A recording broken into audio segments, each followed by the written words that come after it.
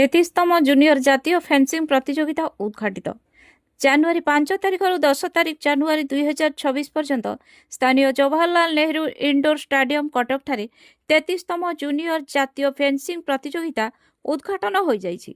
500 रु ऊर्ध्व प्रतियोगी एही चैंपियनशिप रे भाग नहीं। ओडिशा दल मध्य एही प्रतियोगिता रे भाग नहीं। एही खेल रे हाराहारी 52 लाख टंका खर्च हेबो बोली बजेट रहिछि। एही खेल को ओडिशा राज्य फेन्सिंग एसोसिएशन तरफरु परिचालना करा जाउछि।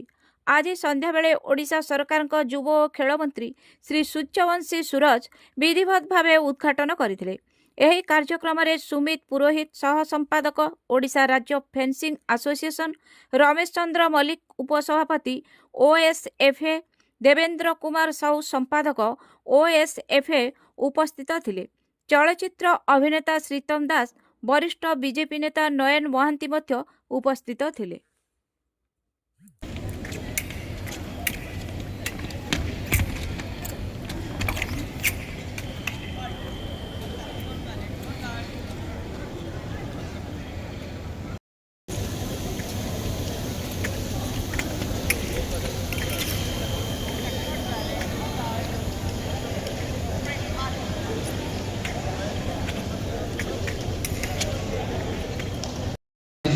Scores are 1-0.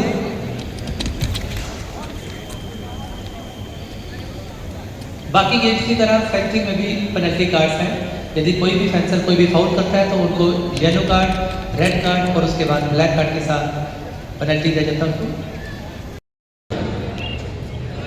हमें खुशी है, गर्व है कि हमारी सरकार ऐसे खेल को प्रोत्साहन देती है और हमारे राज्य में तथा देश में जो उभरते हुए खिलाड़ी है वो राष्ट्रीय तथा अंतर्राष्ट्रीय स्तर पर अपना कौशल दिखाए, ऐसा एस्पिरेशन है।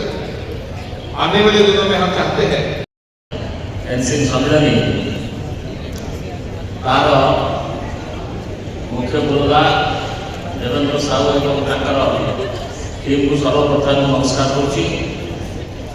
आज ये सम्मेलन उद्घाटन आमर ओडिशा सरकार युवा प्रतिभा तथा खेलकूद मंत्री, राज्य उच्च शिक्षा मंत्री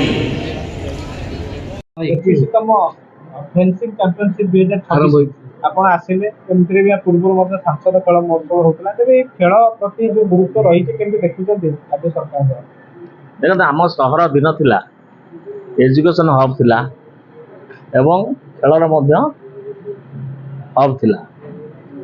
आम खेलकूद जी कौ से 12 स्टाडियम को आस आज विभिन्न जगार राज्य सरकार प्रोत्साहन स्टाडियम खोलुची, खेल भी विभिन्न जगह को डाइवर्ट होची।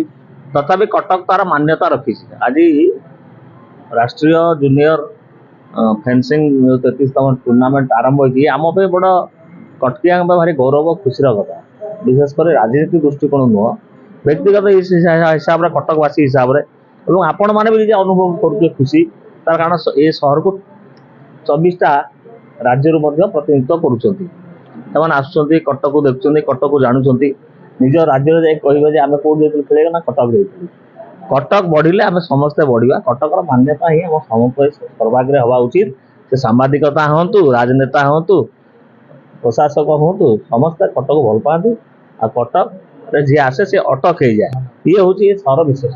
Devendra Kumar Sahu, secretary Odisha state fencing association. अनेक गुड़िए खेल विषय साधारणतः समस्ते जानती किंतु ये जो खेल ये बोधे कम लोक जानती आ यार विस्तार प्रस्तार जो भाई प्रयास निश्चित स्वागत योग्य कौन कह तो भल कथा कहले। यहाँ एक्चुअली आम ओडिशा पपुलार है जी मैक्सिमम 2टी सेंटर खोली गोटे हूँ भुवनेश्वर कैपिटल हाईस्कूल गोटे बलांगीर। बर्तमान आज जो मंत्री आमको कहीगले कि जेहेतु ओलंपिक 36 मेडल तो मैंने स्विमिंग बाद next highest medal 36 medal game हो बर्तमान से तृणमूल से स्टार्ट करेंगे आमको ये देले आश्वासन देले फेन्सिंग हॉल देवे। मेन थिंग हो बाहर कोच आम जो अच्छा स्टेट कोच नुआ नुआ देखा जाना से आश्वासन देते हम फरेन कोच प्रोवाइड करेंगे पिला ट्रेनिंग करने। ये केते दिन पर्यंत हम ये कोड कोड पिला सब ऑल ओवर इंडिया 23 रु 24 स्टेट पिला आसुँच। टोटाल 570 पार्टिसिपेंट यहाँ आज आरंभ है 10 तारिख उद्यापित हम। ए बाबद आगू केमती आगू बढ़िया जो कोच कथा कहले जेहेतु क्रीडार विभिन्न क्रीडा बर्तमान आगू जाऊँगी आपन तरफ कौन प्रयास रही एटा एक्चुअली बहुत कॉस्टली गेम माने पर्सनाली कहीं करिया भारी कष्ट हो देखो जो ड्रेस से तार लक्ष टका ना भल ड्रेस हो जो पीस पड़ू सी गोटे 5 लाख मेसीन गोटे 10 लाख एम बहुत कॉस्टली गेम बर्तमान जहाँ हो आमको सेक्रेटरी स्पोर्ट्स एंड मिनिस्टर आश्चर्य नहीं टोटाली जो हॉल खोलिए इक्विपमेंट्स आने मेन इक्विपमेंट नाला राजी होती इक्विपमेंट्स आने फेंसिंग हूँ एमती गोटे गेम जो आम ओलंपिक रे निजर प्रतिनिधित्व कर फेंसिंग रे पाखापाखि 36 मेडल रोचे मेडल टाली रे जिते बड़े आम उपरକୁ ଯିବାକୁ ଚାହିଁବା तो फेंसिंग आमर सब्जेक्ट ऑफ इंटरेस्ट हबार आवश्यकता अच्छे यही परिप्रेक्षी ओडिशा द्वितीय थर पर आज 33तम जूनियर नेशनल फेंसिंग आयोजन करुचे जो fencing India secretary general Rajiv Mehta महोदय उपस्थित अच्छा आम विभाग सचिव समस्त अधिकारी तथा Odisha state fencing association president secretary एवं स्थानीय नेतृत्व नयन भाई आरंभ कर अन्य वरेण्य व्यक्ति विशेष सहयोग में आज ये कार्यक्रम होउछि एवं खुशीर कथा एथिरे 23टी राज्यर खेलाड़ी माने प्रतिनिधित्व करुछन्ति एवं 24 जन ओडिया खेलाड़ी अछन्ति ए 24 जन ओडिया खेलाड़ी भितरे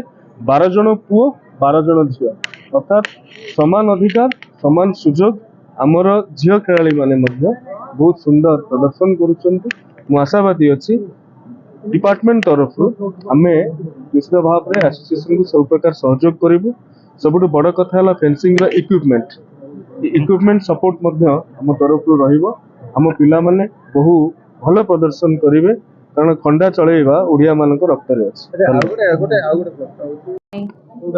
बलांगीर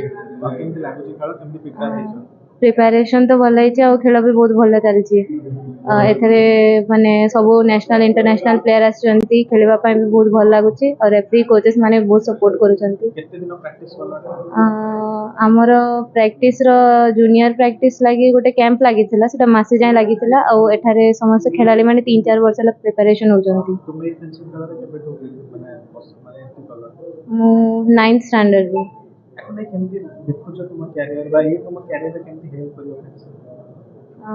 फेंसिंग माने खेलवा भल लगे कैरियर कथा कहबा तो फेंसिंग रे बहुत भल कैरियर भी अच्छी से नेशनल इंटरनेशनल ओलंपिक्स जाए बहुत मेडल अच्छी बहुत पोजीशन भी अच्छी तो से भल लगे। कटक रु रजत कुमार महांती रिपोर्ट सत्य समाचार।